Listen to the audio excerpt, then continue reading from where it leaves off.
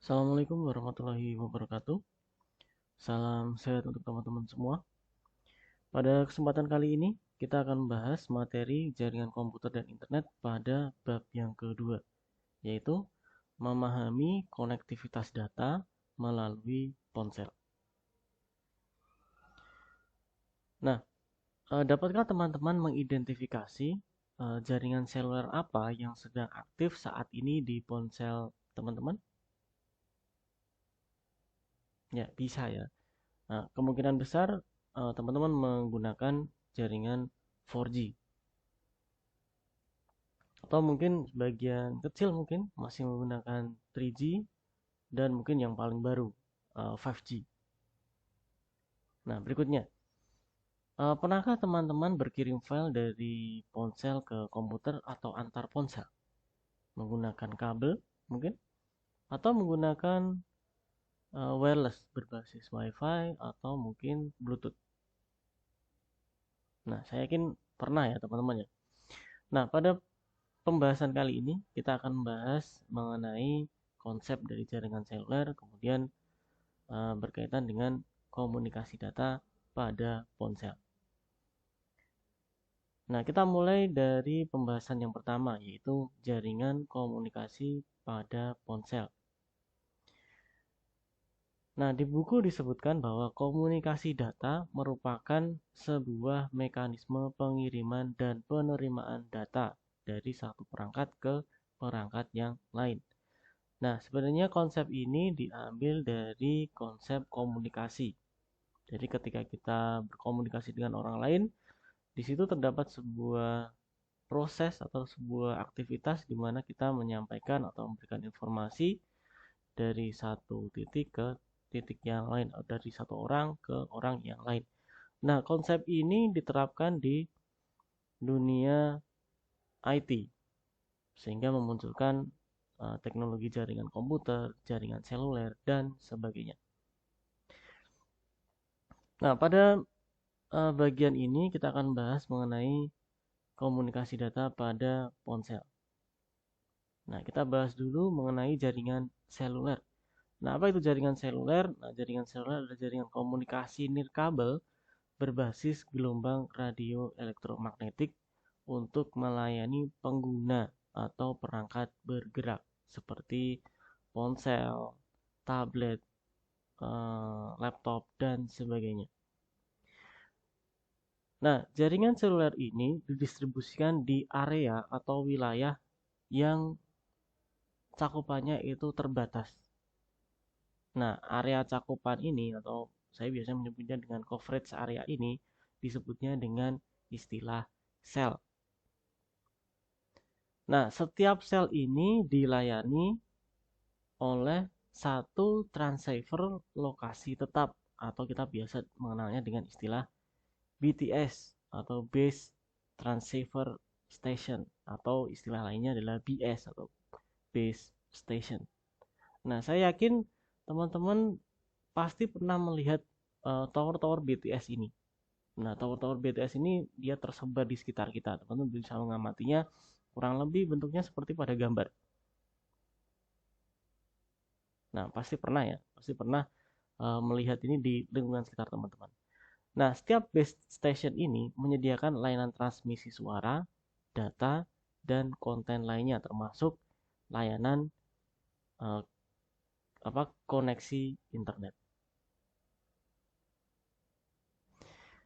Nah, setiap sel atau setiap BTS itu memiliki coverage area yang kita sebut tadi sel itu dalam area yang terbatas. Paling besar sekitar 5 sampai 10 km. Nah, padahal di sini kebutuhan untuk coverage-nya itu besar karena wilayah geografis dari satu wilayah itu kan besar. Maka kita butuh apa sel yang banyak di sini.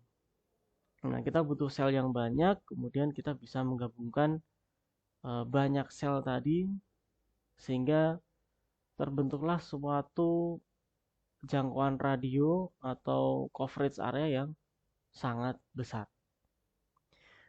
Nah, ketika digabung bersama, sel-sel ini akan menyediakan jangkauan radio di wilayah geografis yang luas, sehingga memungkinkan banyak perangkat yang memiliki transceiver portable seperti ponsel, tablet, laptop, dan sebagainya untuk saling berkomunikasi selama dalam jangkauan transceiver lokasi tetap tadi atau BTS.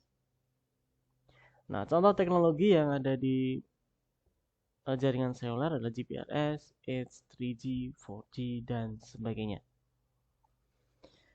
Nah, kalau dilihat dari skema arsitektur jaringan selulernya atau bagaimana jaringan seluler ini dibangun, nah jaringan seluler ini terdiri dari beberapa komponen. Yang pertama adalah BTS atau BS tadi yang sudah kita bahas. Nah, BTS ini perannya adalah mengirim dan menerima sinyal dari perangkat bergerak, gitu, seperti ponsel, tablet, dan sebagainya. Jadi komunikasi pertama yang dilakukan oleh perangkat bergerak tadi adalah ke BS atau BTS tadi. Kemudian komponen yang kedua adalah namanya BSC. Nah, BSC ini dia sebutannya adalah Base Station Controller. Nah, BSC ini dia bentuknya semacam server seperti itu. Yang server ini atau perangkat elektronik ini dipakai untuk mengontrol sekumpulan BTS untuk membangun satu jaringan yang besar tadi. Nah, selain itu dia juga bertugas untuk mengalihkan jalur komunikasi dari satu sel ke sel yang lain. Karena seperti tadi kita bahas bahwa setiap BS itu area coverage-nya terbatas 5 sampai 10 km paling maksimal. Nah, padahal perangkat bergerak ini dia bisa berpindah dari satu wilayah ke wilayah yang lain gitu, dengan cepat gitu ya. Nah, ketika dia pindah dari satu wilayah ke wilayah yang lain, kemudian di situ ada BS, gitu ya. Seumpama si perangkat bergerak ini sudah keluar dari jangkauan BS1, maka si BSC ini dia akan menentukan, kemudian menyambungkan perangkat mobile ini dengan BS yang paling dekat, gitu ya.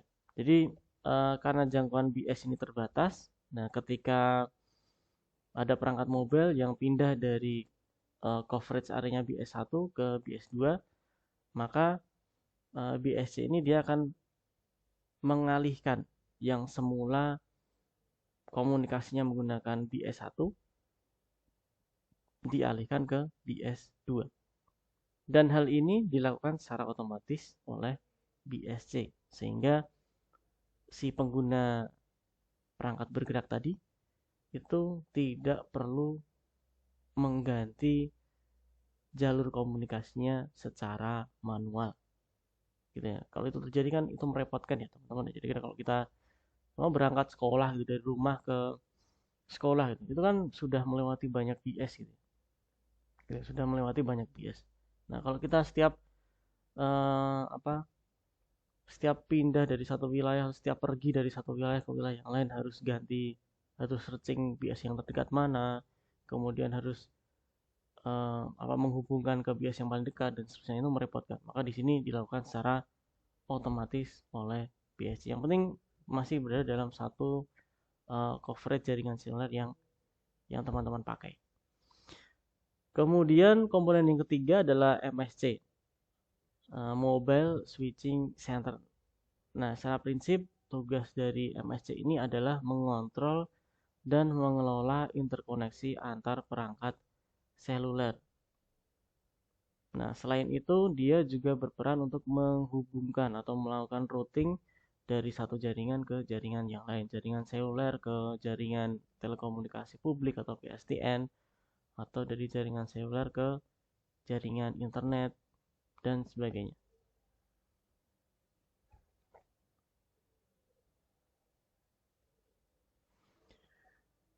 Nah, kemudian teknologi jaringan seluler yang biasa teman-teman pakai.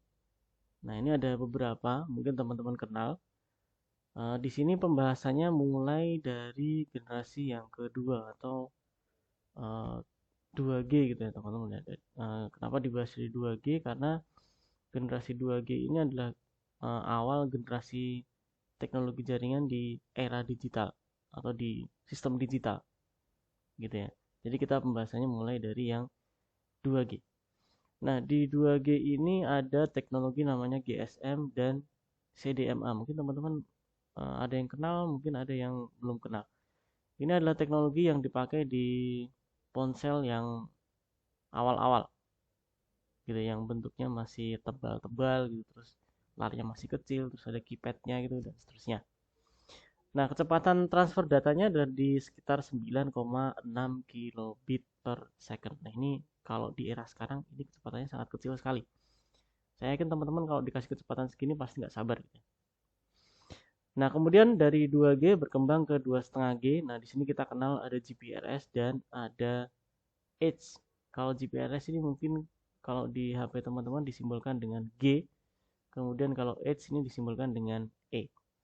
Nah, ini kecepatannya di rentang, kalau GPRS itu di rentang 35 sampai 171, kalau H ini di 120 sampai 384 kilobit per second. Nah, di era ini waktu itu kita sudah bisa internetan pakai HP. Kita sudah bisa internetan pakai HP dan kita sudah bisa bikin HP itu jadi modem. Sehingga kalau HP ini disambungin ke komputer, nah komputernya bisa nyambung ke internet. Nah, tapi di sini internetan itu masih mahal, teman. Jadi masih mahal. Karena itu waktu itu warnet menjamur. Gitu ya, warnet menjamur karena warnet ini lebih murah. Gitu ya, warnet itu lebih murah. Kalau kita internetan pakai GPRS atau Edge itu sistemnya tidak pakai kuota, tapi dia pakai tarifnya, pakai tarifnya itu berapa kilo, berapa rupiah itu dapat berapa kilo. Nah, sedangkan kalau di warnet itu tarifnya pakai waktu, jadi sejamnya berapa, sejamnya 2.000 atau sejamnya 5.000 dan seterusnya. Nah, ini lebih murah, maka dari itu pada era tahun 2009, 2000 apa 2007, 2008, 2009 ke atas itu era-era warnet itu booming.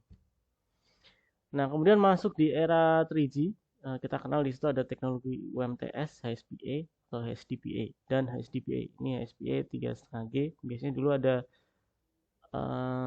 tulisan 3,5G gitu kalau kalau dia teknologinya menggunakan HSPA atau H plus gitu kalau HSDPA. Nah, di era 3G ini warnet mulai redup teman-teman karena di sini kita sudah mengenal internet dengan sistem kuota, kemudian tarifnya juga mulai mulai masuk akal, mulai murah gitu ya. Jadi sehingga uh, dengan kecepatan sekian kita dapat kuota sekian, harganya sekian, ini sudah murah gitu ya, sudah bisa kebeli lah gitu, bahkan untuk kalangan pelajar. Nah, kemudian berkembang lagi di era 4G yang sekarang banyak kita pakai gitu, 4G LTE. Nah, dia kecepatannya bisa sampai 100 megabit per second. Kemudian di era ini juga sudah mulai dikembangkan teknologi baru untuk jaringan seluler, yaitu 5G, di mana klaimnya konon katanya itu bisa sampai kecepatan 1, 10 sampai 20 gigabit per second. Nah, berikutnya kita akan bahas salah satu contoh komunikasi data dalam jaringan seluler atau dengan ponsel. Nah, di sini kita contohkan bagaimana mekanisme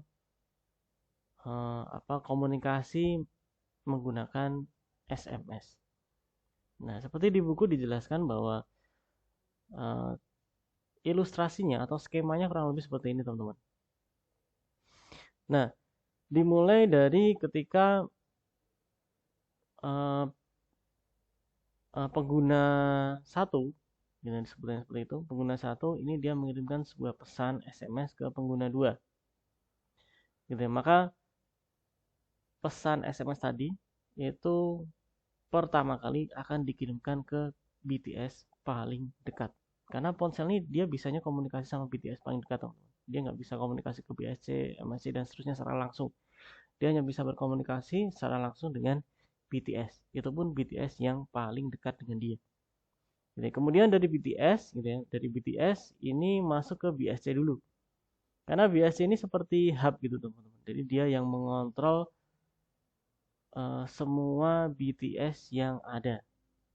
Gitu ya. Kemudian dari BSC dia pesan SMS tadi dikirimkan ke MSC. BSC dan MSC ini bentuknya server gitu ya teman-teman ya. Nah, MSC tadi ini menentukan ini ada pesan SMS masuk, berarti layanan yang mau dipakai adalah layanan SMS. Oke, saya teruskan ke server SMS. Nah, di sini server SMS-nya namanya adalah SMSC. Gitu ya, atau SMS Center.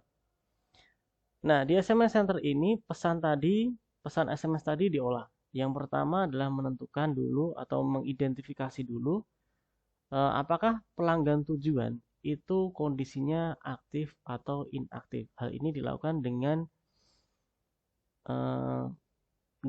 bantuan HLR. Jadi SMS ini dia akan mengirimkan request ke HLR untuk mengidentifikasi apakah pelanggan tujuan ini kondisinya aktif atau tidak aktif. Nah, jika HLR ini dia meresponnya inaktif, maka pesan SMS tadi itu akan ditahan dulu. Ditahan dulu dalam waktu tertentu atau period validity. Nah, jika selama waktu tunggu ini pelanggan tujuan ini masih inaktif, gitu, sampai selesai waktu tunggu ini pelanggannya masih inaktif, nah maka SMS Center itu akan mengirimkan sebuah pesan ke pengirimnya tadi. Nah, pesannya apa? Pesannya adalah pesan yang dikirimkan atau SMS yang dikirimkan gagal. Gitu ya. Jalurnya tetap sama, jalurnya balik lagi seperti ini. Dari SMSC ke MSC, ke BSC, BTS, kemudian ke pelanggan. Nah, namun kalau HLR tadi memberikan respon bahwa pelanggan tujuan ini aktif, maka pesan SMS tadi akan langsung dikirimkan ke pelanggan tujuan. Nah, jalurnya pun sama dari SMSC ke MSC, BSC, BTS terdekat dengan pelanggan tujuan, kemudian baru dikirimkan ke pelanggan tujuan.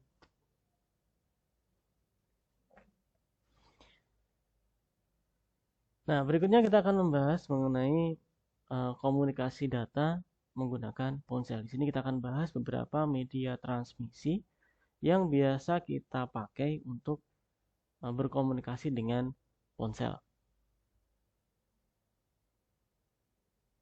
Nah, di buku disebutkan bahwa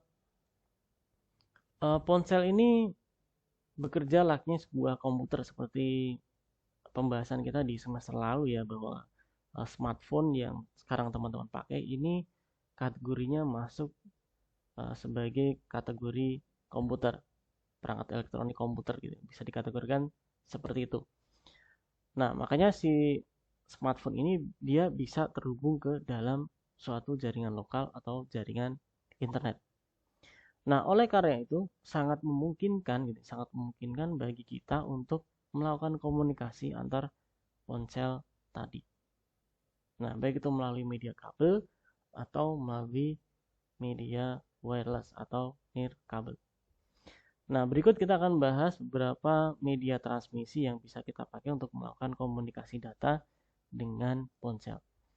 Nah, yang pertama adalah menggunakan kabel USB. Nah, teman-teman bisa mengidentifikasi kabel USB dan konektornya yang teman-teman pakai di ponsel teman-teman. Nah, bisakah teman-teman mengidentifikasi konektor yang teman-teman pakai di ponsel teman-teman ini menggunakan konektor apa? Ya, bisa ya. Nah, kebanyakan mungkin menggunakan yang USB Type-C atau menggunakan yang USB Micro. Dan mungkin kalau yang pakai HP yang lebih jadul lagi mungkin menggunakan yang USB Mini. Tapi bisa dipastikan kalau teman-teman menggunakan HP yang menggunakan konektor USB Mini ini berarti teman-teman mungkin tidak bisa menggunakan aplikasi WA gitu. Nah, Baik. Nah, berikutnya, USB ini ternyata memiliki beberapa seri, teman-teman. Gitu, ada seri 1, seri 2, dan sekarang sudah masuk seri 3 generasi kedua. Nah, teman-teman bisa mengidentifikasi gitu ya, kalau ini kalau teman-teman menggunakan komputer, kalau punya komputer di rumah atau laptop di rumah, itu teman-teman bisa mengidentifikasi port USB yang ada di komputer teman-teman tadi itu menggunakan USB 2 atau USB 3 gitu. Nah, teman-teman pertama bisa mengidentifikasi dari logonya. Nah, kalau dia logonya seperti ini, nah maka dia menggunakan USB 2 atau USB 1. Nah, tapi kalau simbolnya itu ada tulisan SS-nya, yang artinya di sini adalah super speed, maka dia menggunakan USB seri 3. Nah, bedanya apa? Bedanya di banyak hal, teman-teman. Salah satunya ada di kecepatan. Nah, USB versi 2 ini kecepatannya bisa sampai 480 megabit per second. Sedangkan kalau USB 3 itu bisa 5 untuk yang generasi 1, ya, 5 gigabit per second, sedangkan untuk yang generasi 2 itu bisa sampai 10 gigabit per second. Nah, USB 3 ini juga bisa teman-teman identifikasi dengan melihat port USB-nya. Jika dia warnanya biru seperti ini, berarti dia menggunakan USB seri 3. Tapi kalau warnanya hitam, nah dia menggunakan USB versi 2 atau versi 1. Nah, ini kecepatannya tinggi, teman-teman, menggunakan kabel USB ini. Namun di situ ada batasan panjang kabel. Nah, untuk USB 2 itu batasan panjang kabelnya itu di 5 meter. Nah, sedangkan untuk USB 3 itu di kisaran 3 meter. Nah, ini menjawab kenapa kita tidak pernah menjumpai kabel data ponsel, kabel data HP itu panjangnya di 3 meter lebih. Nah, biasanya kalau kita beli beli kabel data itu kan biasanya sekitar 50 cm, 1 meter, 1,5 meter atau 2 meter. 2 meter pun mungkin jarang, mungkin 1,5 yang paling umum, 1 sampai 1,5 meter. Nah, kenapa seperti itu? Nah, karena di sini ada permasalahan, semakin panjang kabel, semakin panjang kabel itu akan mempengaruhi data yang dikirimkan. Gitu ya. Perlu teman-teman ketahui bahwa ketika data dikirimkan dalam media transmisi yang berbentuk kabel, maka data ini wujudnya adalah sinyal listrik. Gitu ya, sinyal listrik. Nah, ketika media transmisi kabelnya ini panjang, gitu ya, semakin panjang, maka hambatannya akan semakin besar. Nah, hal ini akan mempengaruhi sinyal listrik yang dikirimkan melalui media tersebut. Semakin panjang kabelnya, maka sinyal listrik ini akan terkikis sepanjang kabel tersebut. Nah, jika terlalu panjang, maka data ini akan sampai ke tujuan dalam kondisi tidak utuh atau malah hilang sama sekali. Gitu ya. Maka dari itu masing-masing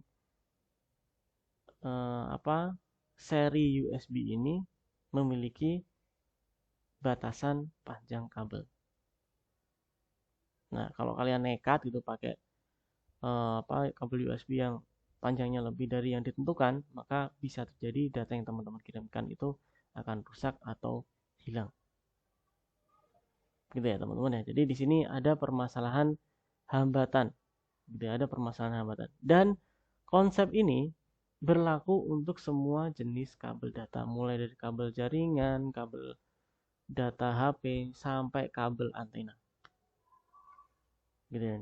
Masing-masing memiliki batasan panjang kabel karena berkaitan dengan hambatan. Gitu, berkaitan dengan hambatan.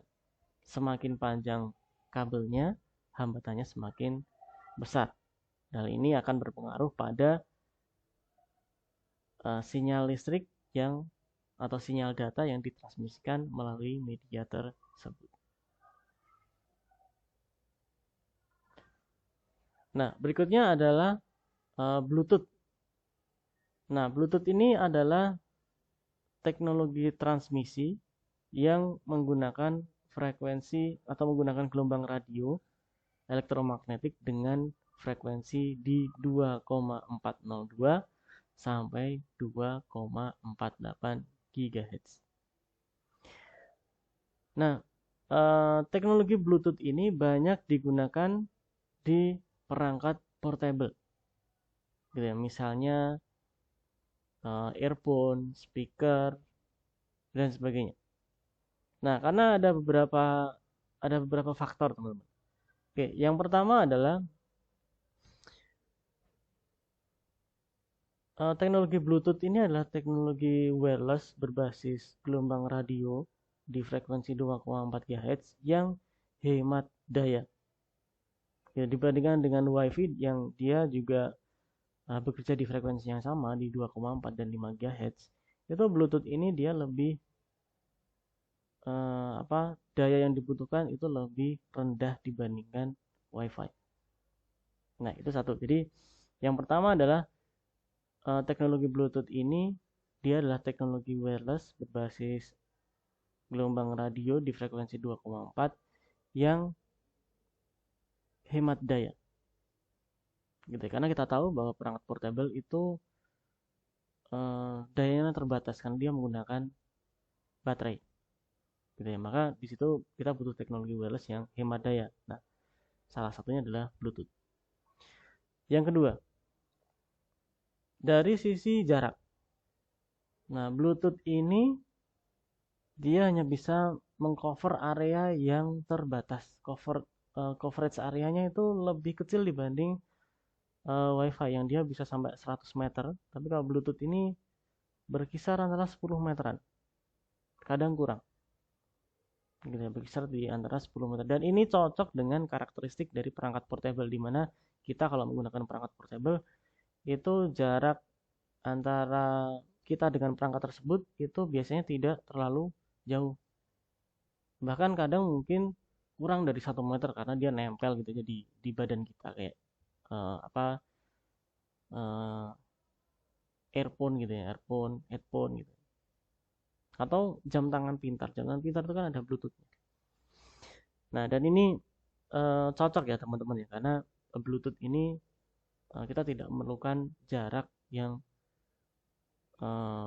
luas gitu. Kita tidak butuhkan coverage area yang luas. Dan ini karakteristiknya cocok dengan perangkat portable tadi. Kemudian yang berikutnya adalah transfer datanya kecil. Gitu ya, transfer datanya kecil. Makanya Bluetooth ini sebenarnya tidak direkomendasikan untuk berkirim file dengan ukuran file yang besar karena akan terasa lambat gitu teman-teman. Akan terasa lambat. Karena memang Bluetooth ini didesainnya untuk pertukaran data yang tidak terlalu besar. Karena perangkat portable seperti speaker atau Bluetooth atau mungkin mouse gitu ya, itu dia pertukaran datanya atau data yang ditransmisikan itu tidak terlalu besar. Gitu, tidak terlalu besar. Nah, sehingga karakteristiknya cocok dengan perangkat portable tadi. Gitu ya. Jadi ketika kita mendengarkan musik itu kan filenya tidak terlalu besar teman-teman. Paling cuma 5 mega atau mega gitu. Paling tinggi ya 100 mega gitu dan seterusnya.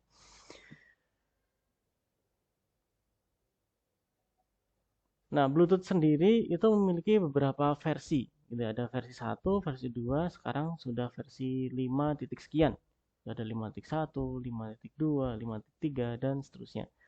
Nah, di versi 5.2 ini kita bisa mendapatkan kecepatan sampai 3 megabit per second dengan jarak coverage areanya itu bisa sekitar 10 meter. Gitu, 10 meter.